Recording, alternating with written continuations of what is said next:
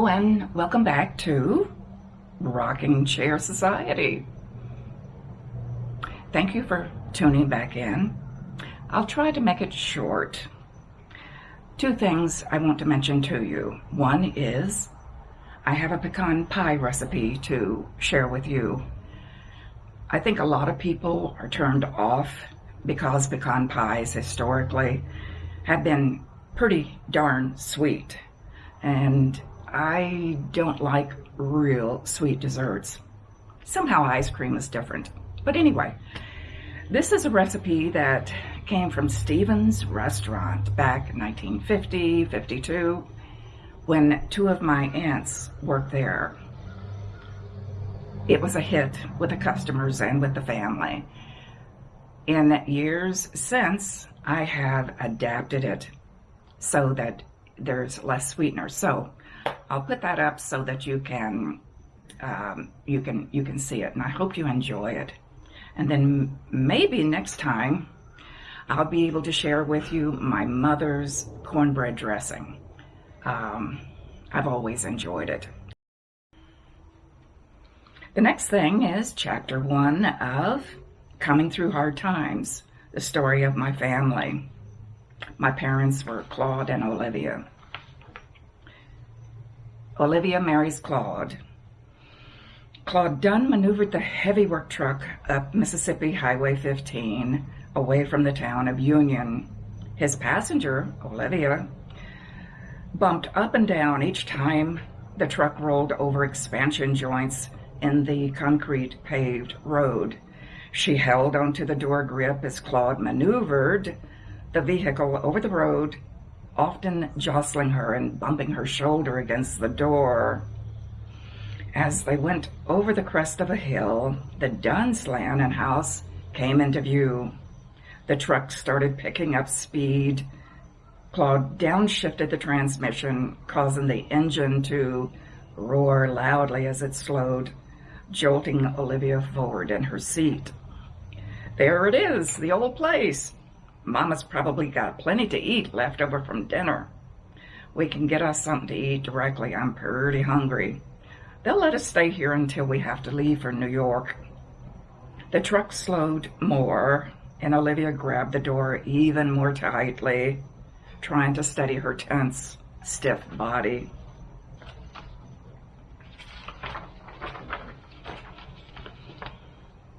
People of all ages and sizes, mostly boys, turned their attention to the truck that just came into the yard. Claude stopped, put the gear in reverse, and backed up a small incline in the yard. There, we're here. Claude jumped out, slammed the door shut, and grabbed a wood block not far from the truck. He placed it in front of a wheel of the truck, then fixed his gaze out onto the yard and front porch of the homestead. Come on, Olivia, let's go and meet your new family. Grab your suitcase. Olivia decided it was going to be up to her to let herself out of the truck and maneuver down onto the gravel that shifted above the red dirt as Claude walked over it. Each step he took made sounds that formed a rhythm. As she climbed out of the truck, she lifted her suitcase, packed with a few things a new bride might want to have, and let it swing slightly as she held it by the handle. She pushed the truck door shut, causing the hollow, heavy steel door to bang against its frame. She looked out at the bustling, busy sight with many pairs of eyes fixed on her. A tanned, beautiful, dark-haired woman with prominent cheekbones and long, dark eyelashes behind her wire-rimmed glasses came out onto the porch and beckoned them in. Y'all come on in, come on. Claude, leading the way, finally looked back to see his stunned bride, hesitating to proceed. Come on, baby, we gotta go in. Olivia looked down, watching her step, careful not to step on chicken droppings or slip on the shifting gravel, especially because she was wearing the dress shoes she was married in. She looked up and spotted a small boy, a toddler, standing in the yard. No clothes on, not even a diaper. No one seemed to mind the nakedness of this small boy, not even himself. A fair-skinned man, maybe 50, was sitting on the porch watching her through his glasses, so similar to the woman's who had just beckoned them in. "Come on down. Let me meet who you got with you," the man said. A tall, slender young man was chasing chickens out of the yard as Olivia made her way closer to the porch, past a fat, grinning boy in overalls. With no shirt underneath, his very plump chest, a chest that many girls would be envious of, was exposed. He continued his toothy grin and called out for everyone to hear, "Claude, well, you brought you up a girlfriend. Wowie!" As Olivia turned red and tried to look away, she noticed another boy, maybe 7 years old, also looking her way. Coming through the front screen door, stopping just behind the older woman, was a beautiful girl of maybe 15 or 16. She wiped her hands, then the sweat from her face with a kitchen rag. She shared the same beautiful cheekbones and pretty eyes as the older woman. Claude also had these same attributes, but with blue eyes like his father's. Claude's daddy stopped his rocking and announced, "Who we got here, Claude? Come on, let's meet this tall girl. This here is Olivia Graham, you know, who Aunt Adelie had me meet. We just got married down in Union. Do you think we can stay here until we have to leave for New York? She's going to go up there with me." The older man's expression changed and said in a stern, low voice, "So you want to sleep here with my boy? Well, you're going to have to show me a marriage license first." A stunned Olivia, with gaping mouth and tears welling up in her blue eyes, said, "Yes, sir, I have it right here." Mr. Dunn's expression changed to one of delight as he started to chuckle. The other Dunns broke out into laughter too, realizing the joke the man had just pulled on Olivia. "Well, come on in," said the woman, whose long eyelashes seemed to sweep behind the inside of her glasses. "I'm Claude's mama and the mama of all these here children too. Are you hungry?" Not waiting for an answer, she continued, "Y'all come on back to the kitchen. We got plenty left over from dinner."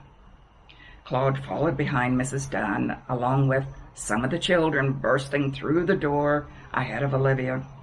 Their bare feet were almost bouncing off the plank floor, sounding a lot like a tribe beating on drums.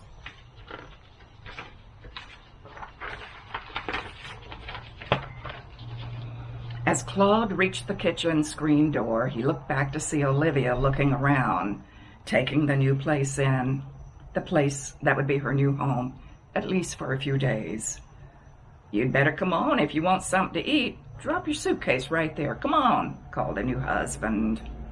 In the kitchen, the teenage girl announced, "My name is Magaline, Mag. This here boy is Bud," as she pointed to the busty, overweight boy in overalls. "The next one here is Quintus. He's about your age, I guess. He tried to enlist in the army, but they wouldn't take him. What did they say to you down there, Quintus?" "When I went down there to enlist, they said, 'Did a mule kick you in the head, boy?' And they told me to go on back home, so that's why I'm here." Magaline continued, "This young'un over here is Buddy. Oh, and the baby is Roy." She continued putting out 2 plates and forks onto a long eating table. "We had peas and cornbread for dinner, probably still warm enough for you." Mrs. Dunn interrupted, "Put out them potato and green beans from the safe. They can dig into them too. Go get the milk. Y'all want sweet milk or clabber? If you don't want any of that, there's the water bucket over there. Just help yourself. Don't be shy." The smell of the oilcloth spread over the long table filled the air, along with the clanking of spoons and bowls and Claude's fork hitting the bottom of his plate as he fed his hunger. Olivia, with much reserve and After trying to ignore all the eyes still fixed on her and her husband, finally picked up her fork and began to eat.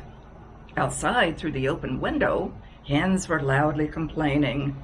The toothy Bud, still smiling an almost devious smile, announced, "Boy, listen to that rooster getting them hens. Something y'all gonna be doing tonight, yes sirree." Mrs. Dunn interrupted. "Bud down. Get on out of here. Don't you have nothing better to do? Get on out of this kitchen."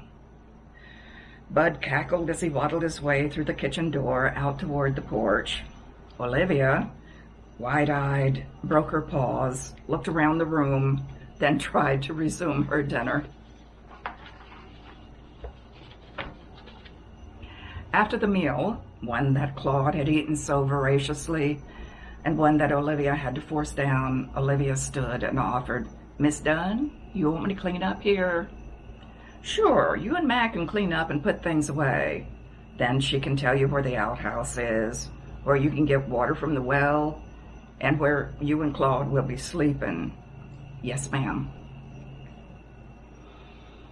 Mag led Olivia to a front room, just off the hall and to their right. Someone had placed Olivia's suitcase just outside the wood plank door. On the outside of the door was a string. Olivia made sure she looked to see where the string disappeared to. On the inside of the door, she saw a string attached to a homemade latch. Other than that, she saw no way to lock the door.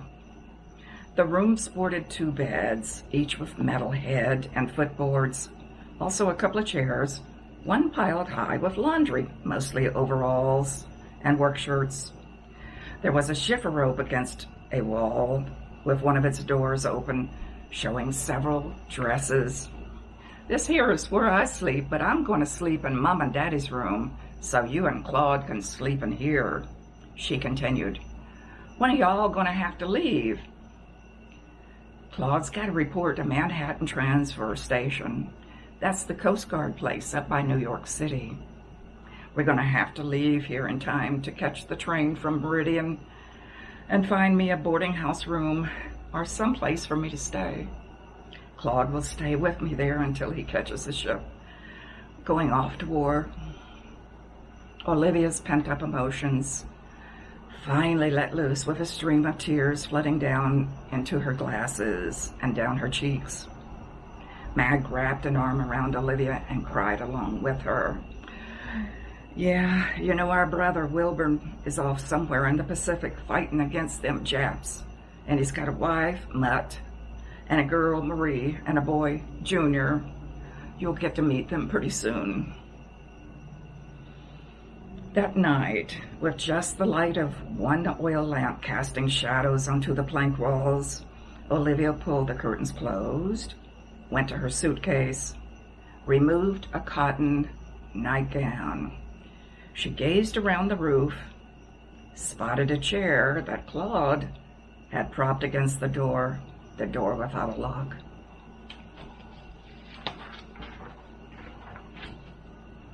And an anxious, smiling new husband looking at her. She gauged the distance from her suitcase to the bed and blew out the lamp. Claude could hear the sound of his bride fumbling around, finally making it to their bed. Outside the door, they could hear others joking and laughing, with Bud calling out, "They blew out the lamp!" Olivia slowly, cautiously climbed into the small portion of the bed that Claude had made available to her and pulled up the sheet up to her neck. "Come on, give me a kiss. Come on over here to me," coaxed Claude. The next morning, the drumming of running feet, big and little, raced past. A knock came on their bedroom door. "Claude, Olivia, y'all better come on to breakfast if you're going to get anything to eat. Y'all come on." By this time, both of the newlyweds had gotten up. Claude announced he was going to the outhouse and left out of the room, not saying anything else. Olivia shyly slipped out of her gown into a cool cotton slip and dress. Olivia found the slop jar, but first propped the chair back against the door while she squatted. In the kitchen, Olivia lined up to wash her hands. Mrs. Dunn pulled 2 skillets of biscuits out of the oven and scraped them across to the cool side of the wood stove. She skillfully forked around the ham and sausages inside another iron skillet. The meat popped and splattered. Mrs. Dunn decided they were cooked enough and pulled the pan over to the cooler part of the stove. Y'all get washed up and sit down. Mag, did you pour the milk?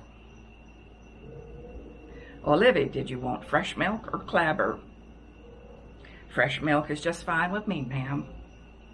Mag finished pouring milk into goblets, jelly glasses, and for the baby, a little in a snuff glass. Finally, the crowd finished washing their hands, found their usual places around the table, and plopped down. Claude made room for Olivia next to him on the bench. Mr. Dunn was at the front end of the table, resting in his straight-back chair. He waited until he had everyone's attention, then led the prayer. Immediately afterwards, he speared a sausage and a piece of ham with his black metal fork with a wooden handle, tore 2 hot biscuits from its plate, quickly placed them on his plate, and shook his fingers to cool. He called for the saucer of butter. His coffee was sending up a parade of steam from his off-white cup. He poured some of the coffee into its rolled edge saucer, leaving it to cool down. Mrs. Dunn finally sat at her place and barked out orders to the children, young and old. Claude and everyone else grabbed from plates and ate as though it might be their last meal. Mr. Dunn, while pouring his cool coffee back into the cup, said, Olivia, I hear Bud put a cowbell under your bed springs, but don't think the cowbell went off, did it? Bud blurted, No, sir, didn't hear a thing, and I sure listened for a long time. A round of laughter rang around the table. Olivia blushed, but tried very hard to mask her embarrassment. She wondered if she had made a mistake marrying into this family, a family so very different from her own, so many men and boys. Mr. Dunn continued, Think I'll go to church this morning. Olivia, I go to Linwood Baptist Church. What church do you go to? She almost choked on the biscuit she had just taken a bite of. She swallowed hard and replied, Well, sir, when I can, I go to the Erin Presbyterian Church over near where my family lives. But living in Union and the roads being so bad, I don't get to go as much. My daddy and my grandparents are buried in the Erin Cemetery, so I go by there as often as I can. Tell me about your daddy. When did he die? Well, sir, he passed away after being sick for a while, back when my baby sister Bobby was just born. She's 4 now. And your mama? How's she getting along? Well, it's been pretty rough on all of us. Daddy left Mama with 6 girls and 1 boy, W.A. I'm the oldest. How did y'all get by? Did your mama get hitched up again? No, sir. Us oldest children worked in the fields for other folks, and that helped a lot. And now I've been working in the shirt factory in Union. That's where I met Miss Italy, Claude's aunt.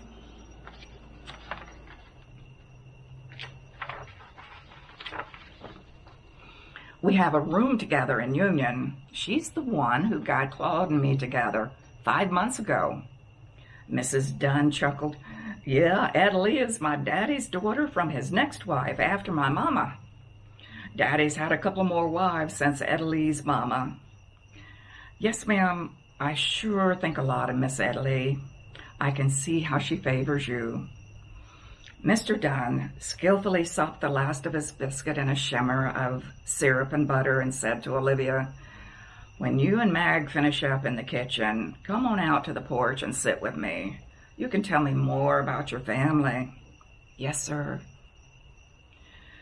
On the porch, Olivia joined her father-in-law. He motioned for her to sit in the rocking chair near him.